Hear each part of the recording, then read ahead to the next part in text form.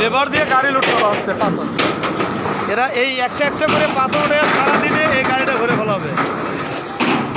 আর এই পাথরগুলো পুরা ইন্ডিয়ার থেকে পাথর আসতেছে, ওই পার থেকে পাথর আসতেছে, আর এই পার থেকে এলো সম্পূর্ণ গাড়িতে উঠবে আর কি।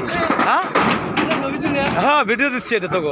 এই যে তোরা যে হলো পাথর ভরতেছিস একটা একটা করে না, এই একটা একটা করে 3টা গাড়ি ভরবি তোরা, পাথরে 3 গাড়ি। এটা হলো আমার গাড়ি, ওটা হচ্ছে হলো আমাদের মানিক ভাইয়ের গাড়ি, এটা হচ্ছে হলো মহসিন ভাইয়ের গাড়ি। তোরা ভরতে থাকে এখন তাড়াতাড়ি। বাহ বাহ,